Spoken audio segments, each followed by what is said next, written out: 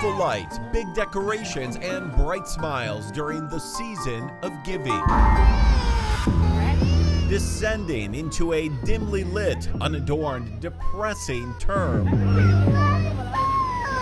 of taking. I just think it's sad. It gotta stop. It's just embarrassing, man. Is it spiraling out of control? It's not spiraling out of control. And Police Chief Michael Moore is making sure because it is personal. Yeah, I saw it happen. He saw it while off-duty shopping at this department store. A grab and run happened where an individual came in and took about 20 pairs of jeans, right for me. And Did you chase after them? I chased after him. And did you catch him? I did not capture him. He dropped the items. He got into a car. And you got the items back. And we got the items back.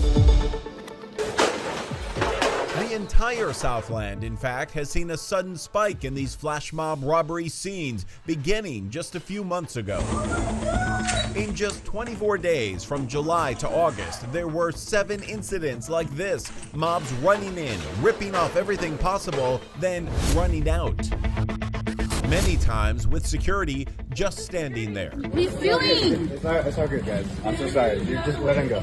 People seem bewildered that security officers and people in the store can do nothing. Is that really the case? Is that where we are? Well, store policy has changed. But is it illegal? So it's not illegal for a security officer to make an arrest. Do you agree that these security guards and the bigger stores should do nothing? Or do you want them to do something? I want them to be great witnesses.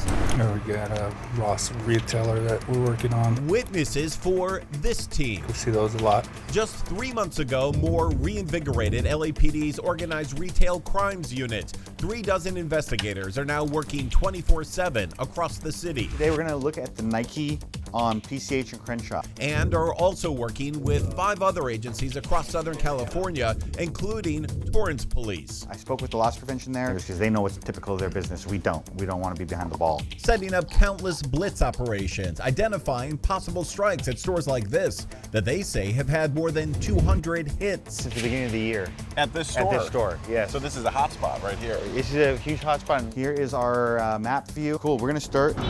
At these hot spots, they wait undercover, inside and out, to catch crooks in action. And right outside this store, you have officers everywhere. Correct. Undercover, though, so people don't know. Yes. It is a painstaking, Just advising there's no update from outside the store. hours-long process. Now it's just a game of sitting and waiting. Pretty much. But they know from experience It's not exciting until it gets exciting. that there is a payoff. Yeah, we'll grab those shoes. The ears perk up a little bit once they start hearing that there may be some action. Across the Southland, we witnessed several single arrests, I have to consider weapons, okay? but no entire mobs. 20 people rush in and they just start breaking display case. We haven't had that happen while we've done one of these. But you believe they're related because Yes. it's all organized crime. Correct. So even if it's not 20 people coming in, even if it's just one, maybe they're part of the same crime ring? Yes, and we've actually found with some of the arrests we've made that they are in fact connected. We're making arrests of the right people, and we're shutting down these crews. LAPD's own crew says despite the sudden saturation of these images, they've seen a different reality since August. Are these cases in general on the rise? Well, they were. 2.5 months later, 2.5 months later, how's it going? well, the task force has made 66 arrests. And the entire multi-agency task force, he says, has made nearly 200 arrests of key people they believe are involved in multiple crimes. It's 150 members of our business partners. If you ask them, they'll tell you we're winning.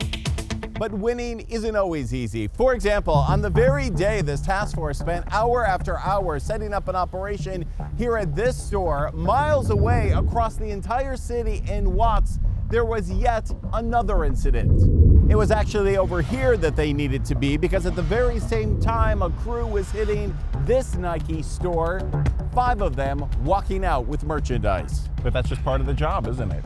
Yeah, you know, we unfortunately, a lot of these undercover operations is sort of a roll of the dice. And now, since Thanksgiving, the odds have once again shifted.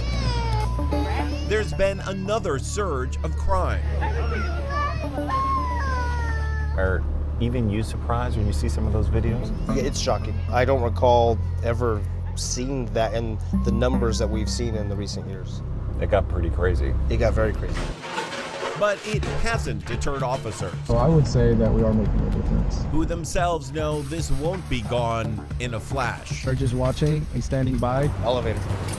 but also know that every time they give chase, one arrest It's all worth the wait, though.